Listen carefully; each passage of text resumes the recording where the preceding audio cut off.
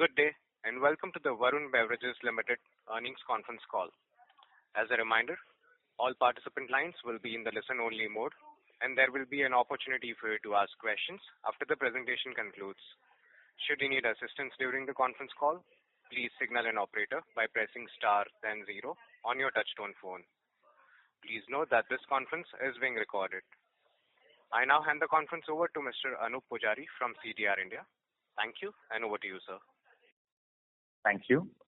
Good afternoon, everyone, and thank you for joining us on Varun Beverages Q3 CY2024 earnings conference call. We have with us Mr. Ravi Jaipuria, Chairman of the company, Mr. Varun Jaipuria, Executive Vice Chairman and Whole-Time Director, and Mr. Raj Gandhi, Group CFO and Whole-Time Director of the company. We'll initiate the call with opening remarks from the management, following which we'll have the forum open for a question and answer session. Before we begin, I would like to point out that some statements made in today's call may be forward-looking in nature, and a disclaimer to this effect has been included in the results presentation shared with you earlier. I would now request Mr. Ravi Jaipuria to make his opening remarks. Good afternoon, everyone, and thank you for joining us on our earnings conference call. I hope all of you had the opportunity to go through our results presentation that provides details of our operational and financial performance for the third quarter and 9 months ended 30th September 2024. We are pleased to report another strong quarter despite the challenges posed by excessive rainfall in India. We achieved consolidated revenue growth of 24.1%, including contribution from BevCo, driven by our expanded distribution network, increased product penetration, and favorable demand trends in key markets. Enhanced operation efficiencies led to an improvement of 117 basis points in our EBITDA margins, resulting in a robust 30.5% growth in EBITDA and a healthy 22.3% growth in PAT for the quarter. On the operational front, we are excited to share the successful commissioning of our greenfield facility in the Democratic Republic of Congo, DRC, in response to strong demand and our limited presence in this region. We have swiftly ramped up the facility to 100% utilization on 3-shift basis. This performance has encouraged us to move forward with expansion plans, including backward integration and a second facility, expected to commence operations in the next calendar year. Furthermore, we are making significant progress on new facilities across India, which are on track to be commissioned before the key season next year. These developments reflect our commitment to capturing high growth opportunities and enhancing both our domestic and global footprint. As part of our commitment to long-term growth, the Board of Directors has approved a proposal to raise funds through the issuance of equity shares with an aggregate amount not exceeding rupees 7,500 crores by QIP, subject to shareholders' approval. The capital will be instrumental in supporting our growth plans, including expansion into new territories, potential strategic acquisitions, and further strengthening of our balance sheet. Overall, our focus remains on sustaining healthy growth in both Indian and international markets. The Indian market, with its growing consumption class and evolving consumer preference, continues to offer immense opportunities. Meanwhile, our global operations, particularly in Africa, are positioned to drive further growth as we capitalize on emerging demand trends and enhance our operational capabilities. Our proven execution capabilities have been instrumental in delivering exceptional value to all stakeholders, and we remain committed to sustaining this momentum well into the future. I would now like to invite Mr. Gandhi to provide the highlights of our operational and financial performance. Thank you very much. Thank you, Mr. Chairman. Good afternoon and a warm welcome to everyone joining us today. Let me provide an overview of the financial performance for the third quarter and 9 months ending 30th September 2024. Revenue from operations adjusted for excise GST grew by 24.1% year-on-year in Q3 calendar year 2024 to the level of 48,046 million. Consolidated sales volume increased by 21.9% to the level of 261.5 million cases in Q3 2024, including about approximately 34 million cases from South Africa and DRC markets. The Indian market grew by 5.7%, primarily impacted by heavy rain throughout the quarter, while international markets grew by 7.9%. CSD accounted for 75%, juice accounted for 4%, and packaged drinking water accounted for around 21% of the total sales volume in the quarter 3 of calendar year 2024. This is at a consolidated level. Non-carbonated beverages portfolio, which includes juice-based drinks and value-added dairy beverages, sports drinks, etc., in India has grown by 23.9%. This is about non-carbonated beverages in the 9 months, grown up by 23.9%. Our gross margins during the quarter improved marginally by 22 basis points, rising to the level of 55.5% from the earlier level of 55.3%. This is reflecting our continued focus on cost management. This, along with higher operational efficiencies, led to a 117 basis point expansion in our EBITDA margins, rising to the level of 24% from the earlier level of 22.8%.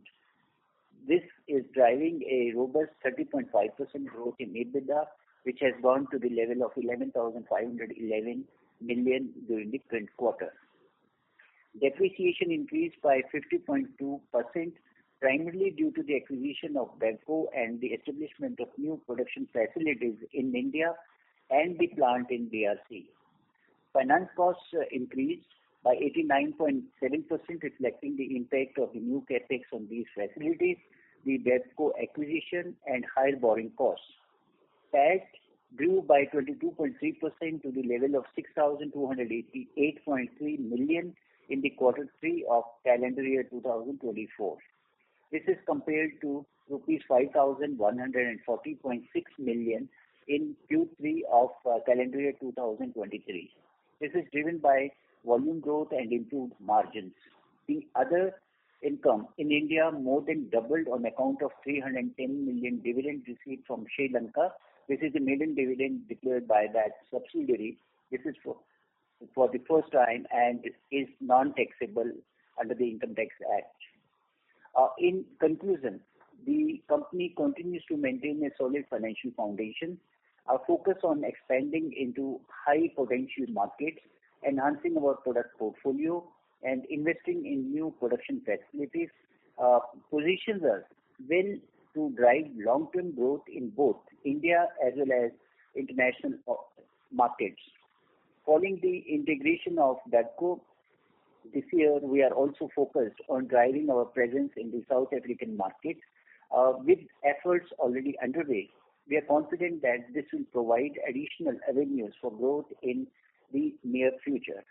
Additionally, as covered by the chairman, the board's approval for a QIP of an amount not exceeding up to 7,500 crore, subject to shareholders' approval, will further support our growth plans. The funds will be raised to enable the company to repay debt and enhance profitability at that level. This will also strengthen the balance sheet and prepare the company to pursue strategic acquisitions. The net debt was around 6,000 crores. This was including CWIP on capacity for calendar year 25, season through implementation of plant at Kangra, Himachal Pradesh, Prayagraj, Uttar Pradesh, and Buxar, Bihar, and Meghalaya. On that note, I conclude my opening remarks and would now like to ask the moderator to open the forum for any questions or suggestions. Thank you.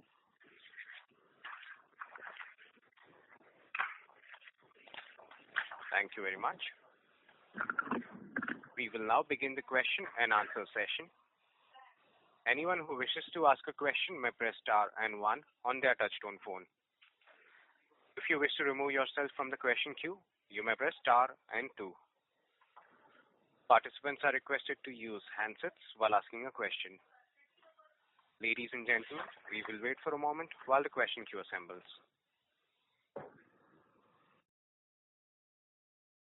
Our first question is from the line of Aditya Soman from CLSA. Please go ahead. Hi, good afternoon.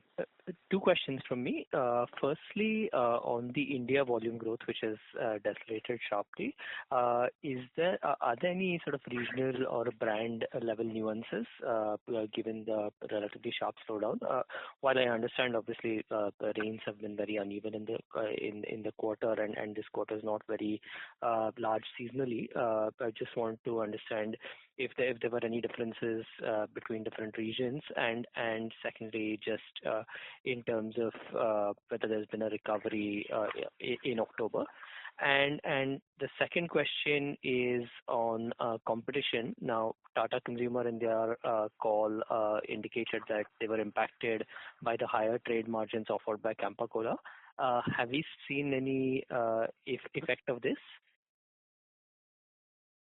Let me answer you. First of all, the third quarter and second quarter normally should be looked combined together, because the rains can shift 1 month this way or that way, and sometimes the second quarter becomes heavier rain, sometimes third quarter becomes heavier rain. So rain affects a big portion of especially the rural part of the business, and which is what has happened this year. And that is one of the main reasons we don't see any other major challenge in the growth of the market. So as far as competition is concerned, as I've always said before, Campa is a formidable competition.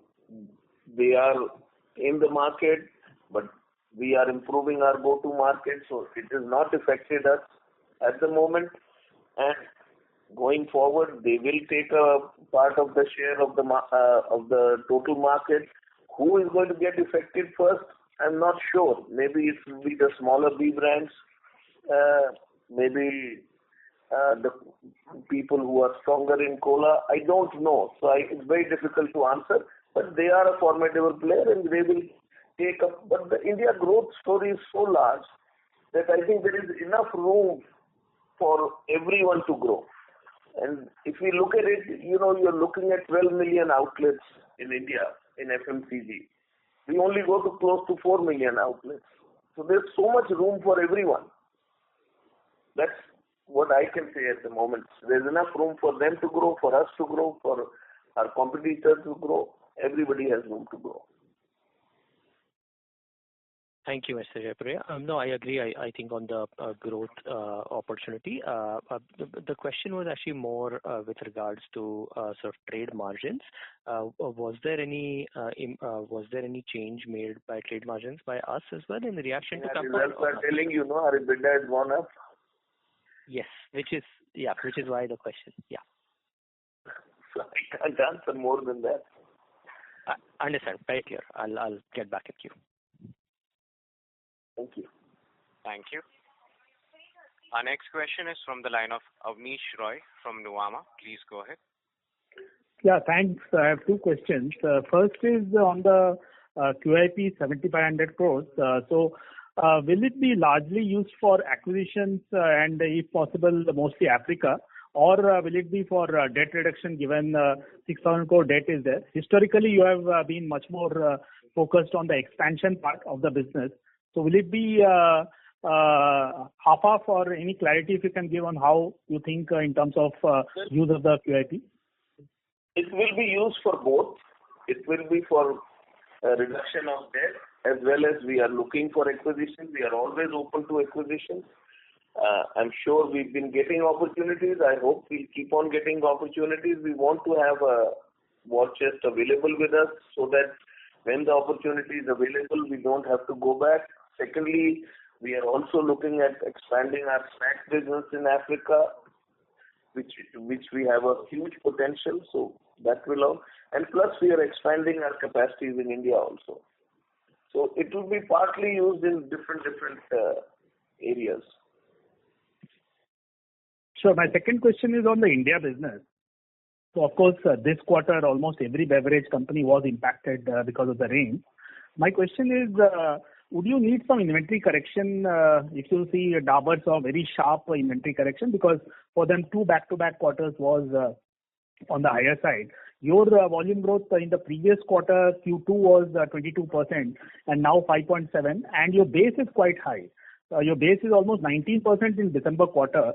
So if you could comment on how you see December quarter, no specific guidance, but given La Nina effect and given high base, and would you need some inventory correction given the kind of scenario current you have?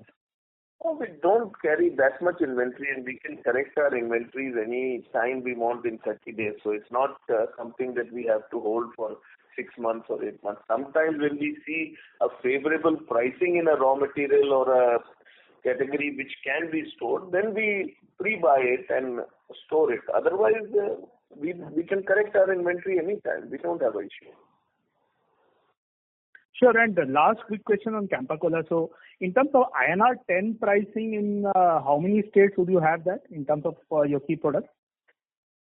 We don't sell at 10 rupees. We are not selling anything at 10 rupees except glass bottles. Given Campa Cola's entry, at some stage would you need to shift to 10 rupee pricing also? And from glass to PET, how do you see the customer preference? Because PET bottle, obviously you can carry it, obviously much cleaner option. Glass also would have some advantage. So could you share your thoughts? Glass sells in restaurants and eateries. All the eateries, and they make better margins, so they prefer to carry glass. And PET sells them on the go. So we have our products, which are differentiated totally from what Campa is selling. And there is enough room for everybody, as I said. They can expand the market. They are putting chillers, which is good enough. Your PET will be 15-20, right, currently? Our PET is 20. 20. Understood. That's all from my side. Thank you. Thank you. Thank you. Our next question is from the line of Jay Doshi from Kotak. Please go ahead. Hi, thanks for the opportunity. Could you give us some more color on, what's your, based on the early success you've seen in DRC, the, roadmap ahead? I know you've shared some details in the presentation, but want to broadly understand how big the market is and what is a, reasonable market share to have in a market like DRC. So that's one. And second is, I think in the 6 months so far, you've clocked about 60 million cases, 58-60 million cases in South Africa. So what is the seasonality in that market? Because the next 6 months will probably be peak season there. And hence, what should we expect from the first 12 months from your operating perspective from July to June, if you were to think that way? Two things. One, I think South Africa, the first 6 months, we were basically correcting our back end. And it was low season. It was like our winters here. So now the peak season is starting from this October onwards till March. It is peak season. And we have corrected most of our back end. So we expect reasonable growth. I think we are improving our go-to market. So, it's a bit early to say because October has just started. But I definitely believe we should do a reasonably decent job. And as far as DRC is concerned, so we have the capacities we put are sold out. So we are expanding our capacities, and which will be happening part of it will be happening in early January, February, and the balance will be in July, August. So this is doubling down of capacity at the current plant will happen in Jan Feb, and the new plant that you are opening in the other part, other territory within. It will be overall. It will be more than doubling the capacity. Okay, and currently it is nameplate capacity is 25 million cases, right? While you are operating 3 shifts, so you may be doing more. No, it is about 35 million cases approximately. Okay. So by this time next year, your capacity for DRC will be 70 million cases, or more than doubling is what you indicated. Should be. Could be more. Sure. And just to follow up there, so in India, typically the seasonality we see is that this first half, tends to be a little over 60% of annual sales. Is that something we should expect in South Africa as well? That the next 6 months should be more than 60-65% of annual volumes? See, I can't give you exact details because this is our first year, so you need to give us little bit time to really, because we are making the changes. We are making the changes to enter the markets which were not entered properly. So hopefully, but the seasonality is 60-40, what you have said. Right. Understood. And just one question more, if I may ask. Lately we are seeing, this Jeera Masala Soda seems to be doing quite well in many markets, and we see it, in some small retail outlets as well in Mumbai. What are your thoughts on, the opportunity in some, product like that, and whether, there is a case for you to have something come? We should have something next year. We are asking Pepsi, and hopefully we should have. We have Nimbu Masala Soda already, which we are launching back, and hopefully we should have something with Jeera also. But this depends on Pepsi when they are ready. So basically, it will be under PepsiCo portfolio. Yeah, see, the Jeera was not allowed by PepsiCo because of the high sodium level. So they are working on it. Understood. And how big is the market today? For Jeera. So I was under the impression that Lahori Jeera is very close to. Doing well. A lot of expanding, and it's doing well. So a lot of people are looking at this category, and we are also seriously looking at it. And I'm sure we'll come up with something next year, early next year, before the season. Sure. Thank you so much. Thank you. Thank you. The next question is from the line of Devanshu Bansal from MK Global. Please go ahead. Yes, sir. Hi. Thanks for the opportunity. First question is on India gross margins, which have dipped about 120 basis points in this current quarter. So wanted to check if this is due to raw material or inferior revenue mix, if you could just highlight. The gross margin increase, you are saying? No, dip, Mr. Gandhi, in India, standalone gross margin. Yeah. So that is firstly at the gross margin level because of the raw material, that's the PET prices, which from the last year was lower. And second is the operational efficiency, which further has increased the margin at level. Okay. And are you referring here just one second. Water. Yeah. So here there are two things, Devanshu. One is the water cost, which was earlier taken as the cost at the operating level, has been classified from last quarter into the COGS. So that has made the difference. So that 1% has actually shifted upwards from SG&A expenses. That's only a shifting. Yes. Understood.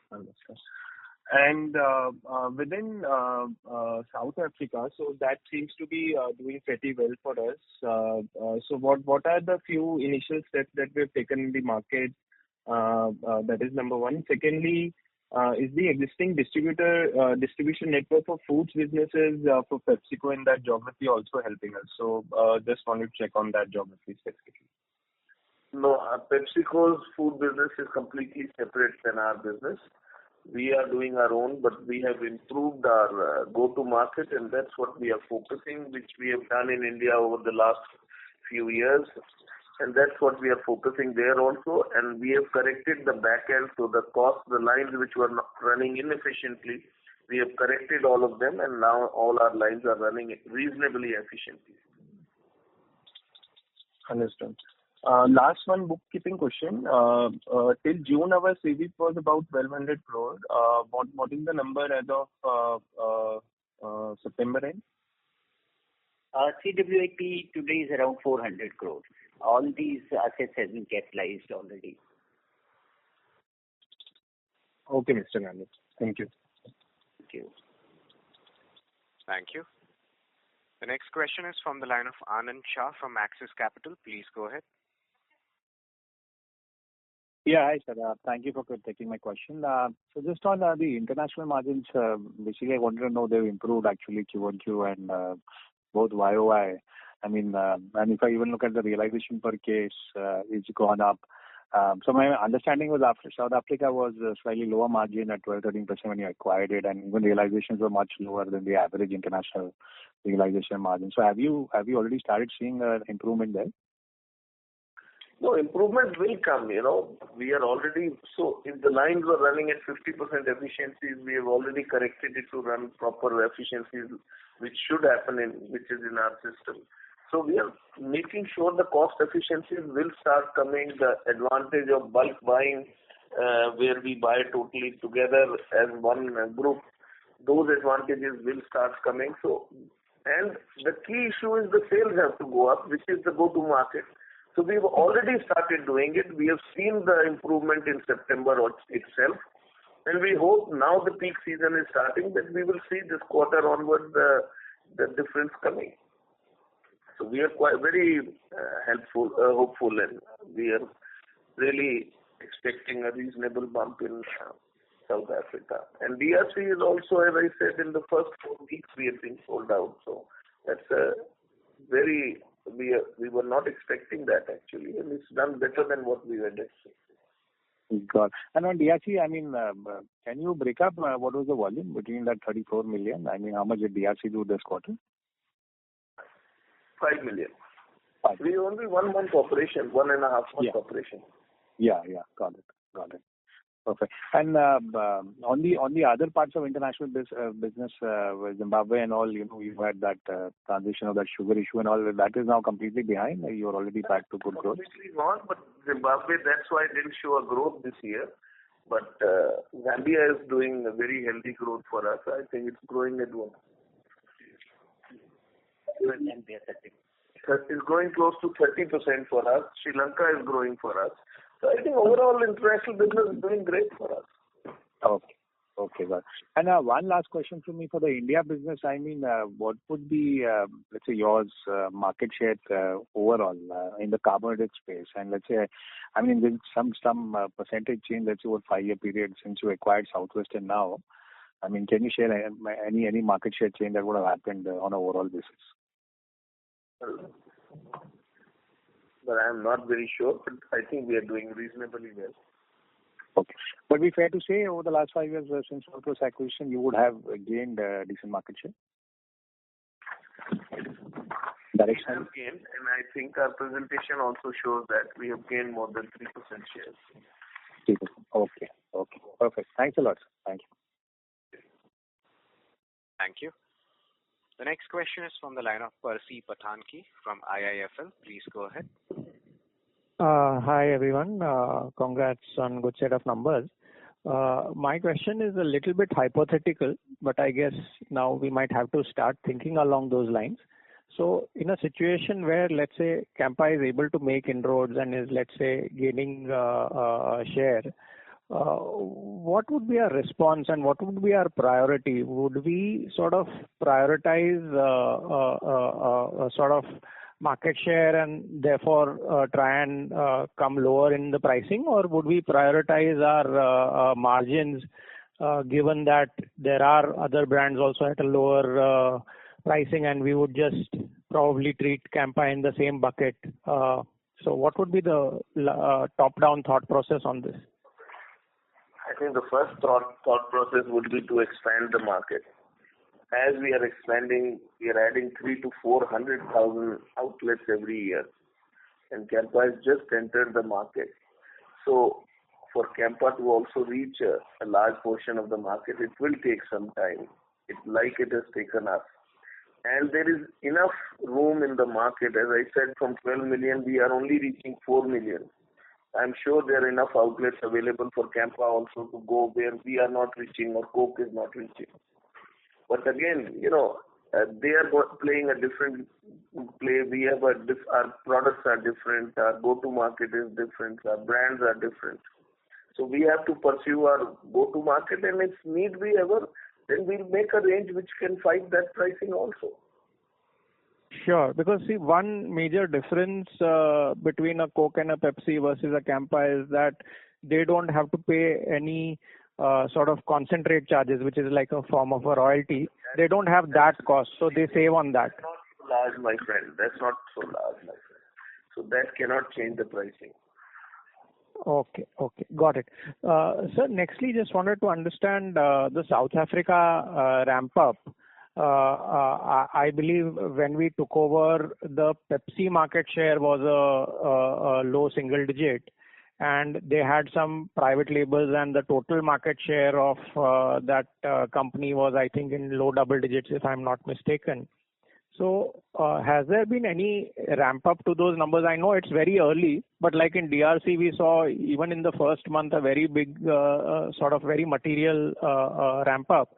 Just wanted to understand, have we seen any kind of ramp up in South Africa versus the situation when we took over? Absolutely. We are ramping up. Our Pepsi share is increasing, but it's still too early stage.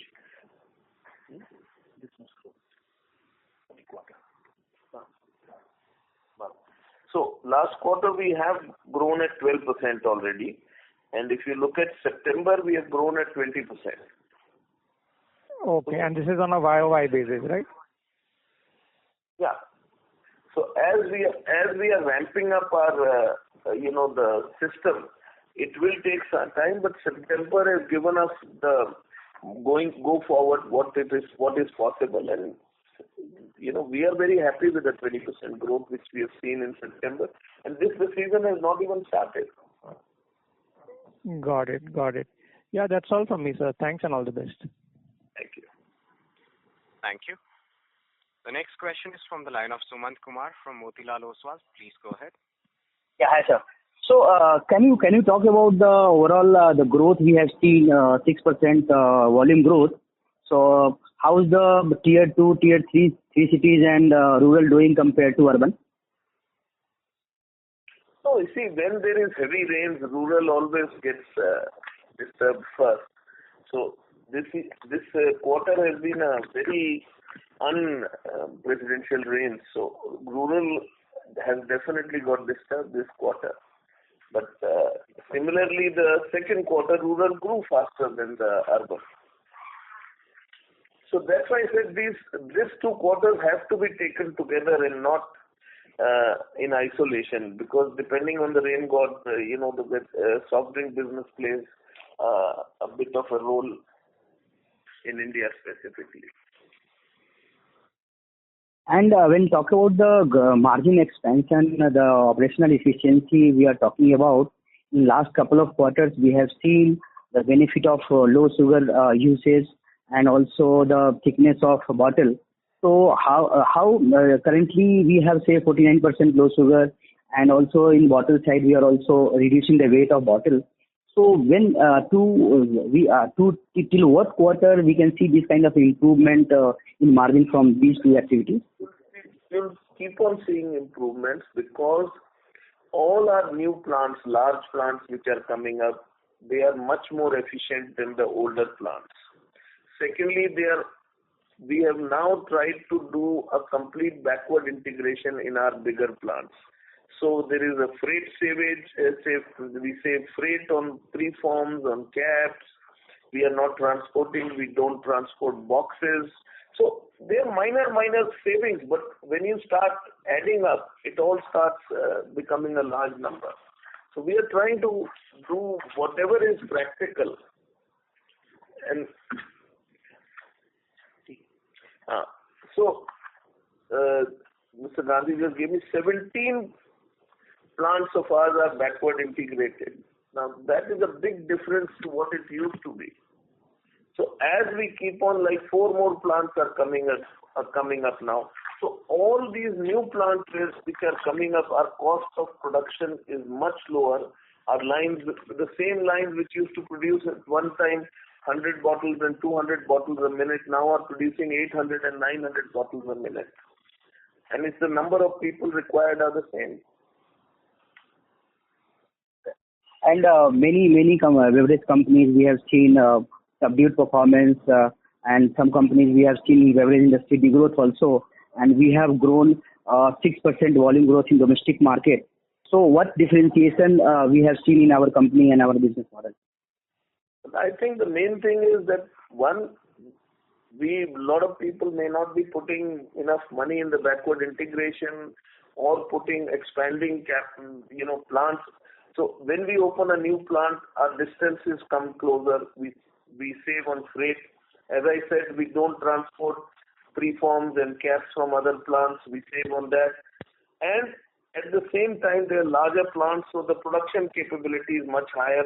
So we don't do unnecessarily extra manpower shifts, or we are not working on Sundays if we don't need to. So you don't pay double wages. So these are all small things, but when you start adding up, they are all positive. And then, as I've said before, we are adding close to 300,000 to 400,000 outlets every year. So we are expanding our go-to market, and which is the main game in the soft drink industry. If I could reach 8 million outlets instead of 12 million outlets, then my sale would not double, but at least would go up by 50%. So, question is how fast I can ramp up the system. And lastly, the rPET size, the industry, it is a mandatory to use 30% rPET. So what is the status on that?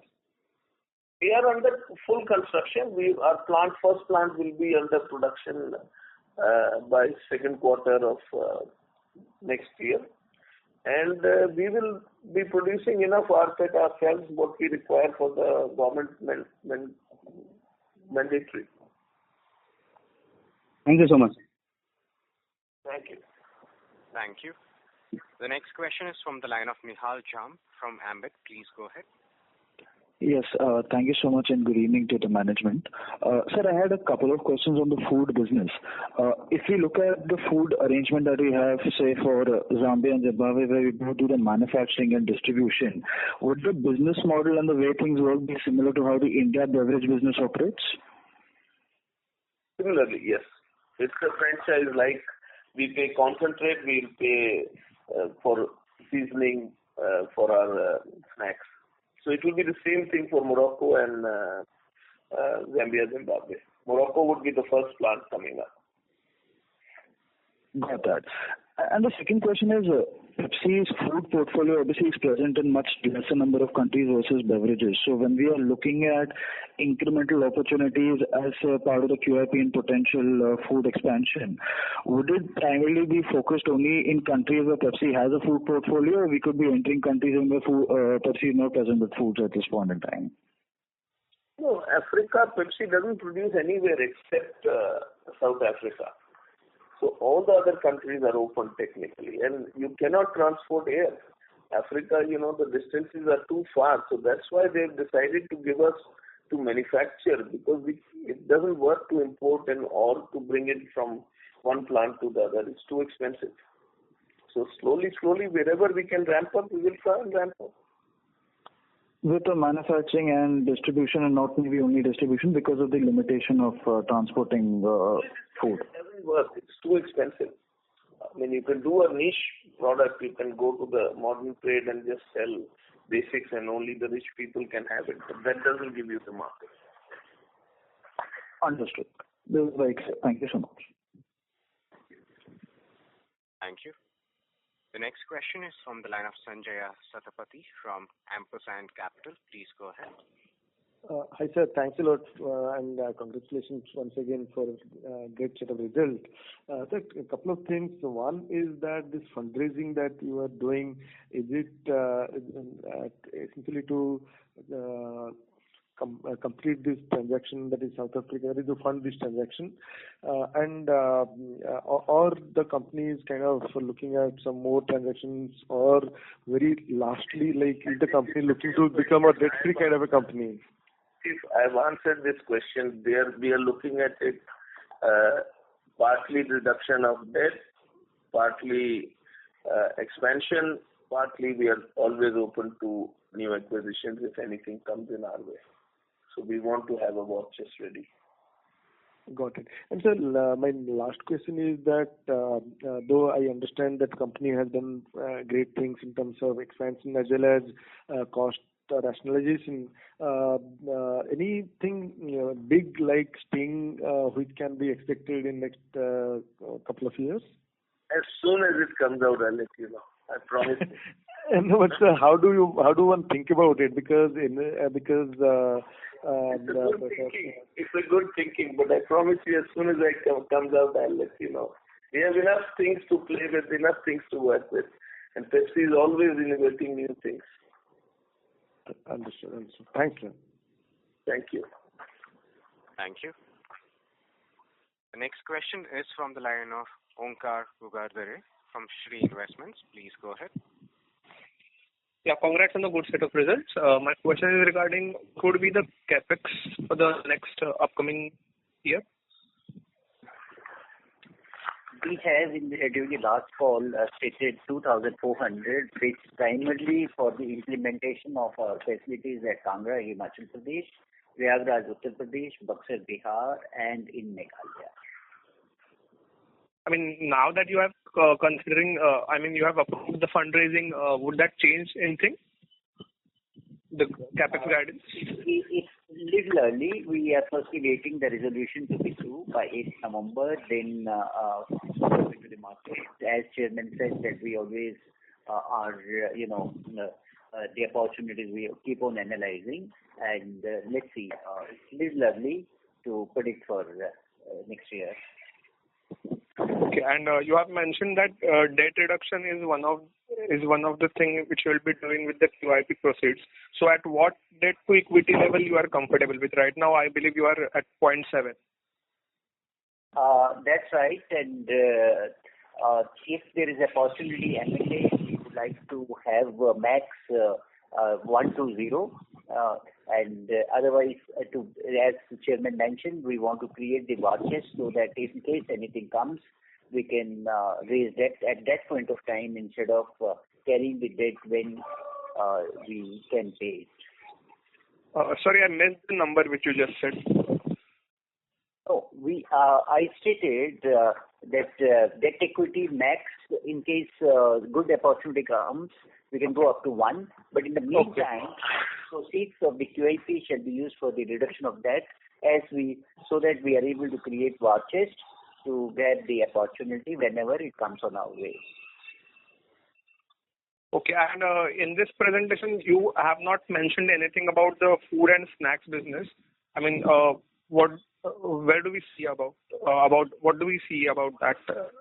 I mean, we've said that 3 plants are going to come next year, hopefully, and that is Zimbabwe, Zambia, and Morocco. Those are the 3 snack plants where we have signed. We are looking at more opportunities in that in more territories in Africa. But at the moment, only 3 have been agreed, and that's what the next year plans are. So the plant would be commercializing the operations next year, right? Next year, yes. All the 3 plants, right? Yes, that's what we are planning. I mean, one plant could be a lap over of early 26, but maybe it will be next year itself. So we are not sure of the 3rd plant. Okay, thanks, sir.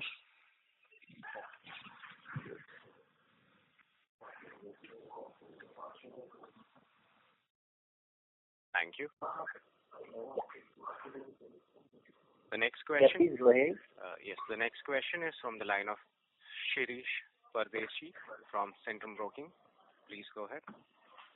Yeah, hi, good evening, Ravi, Mr. And Mr. Gandhi. Just two questions in the beginning. In this past commentary, there is no mention of Sting. So I was more curious if you can break this 5.7% volume growth, carbonated soft drink versus non-carbonated, specifically for India. And maybe if you can give little more color of each segment, how the growth has happened in quarter three. In fact, incidentally, all the three segments in India, CSD, juices and water, there is not much difference, have grown equally. So largely you are saying that our growth is similar because we are now expanding our distribution in South and that's why the growth is normalized. That's right. Okay. So we are just expanding the number of outlets in different areas, not only South, in North also. There's still a lot of room everywhere. As I said, and I have repeated the numbers, 12 million to 4 million is a huge scope everywhere actually. The reason South and East is because before acquisition they were very lowly penetrated by us. Now, of course, we are penetrating. Even in Gujarat was very lowly penetrated for us. So those territories which were not penetrated properly, we are going faster.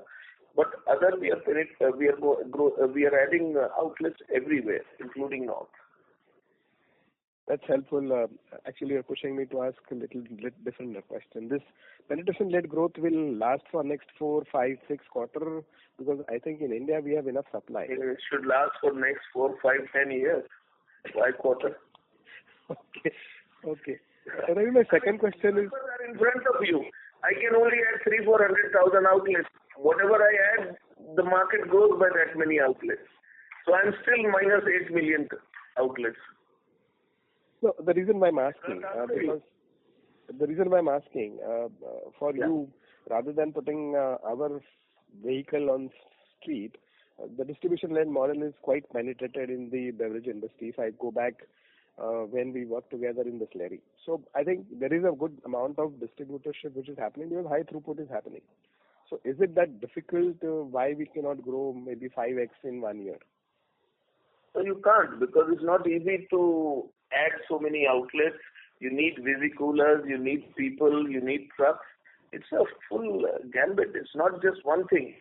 You need capability of production. Everything has to be done, no? Okay. You can't go because to add 400,000 outlets, you're looking at 3,000-4,000 people being added.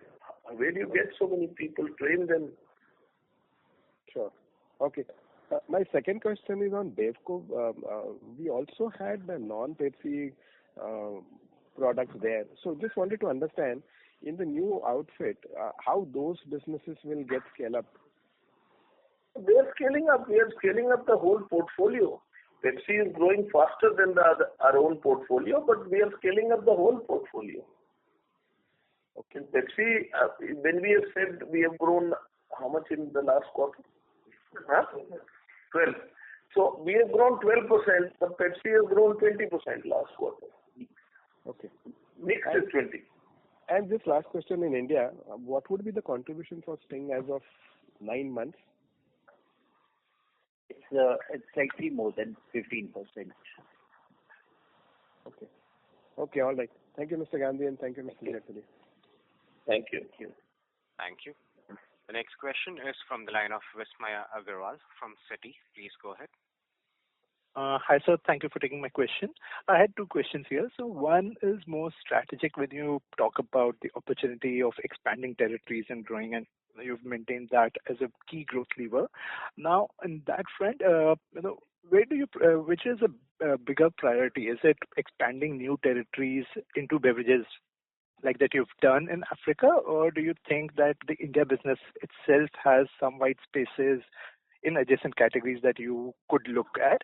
And I'm mentioning adjacent because, again, you've always maintained that you're not getting into any category that competes with PepsiCo's portfolio here. So, more separate from beverages. So just your thoughts on that, please.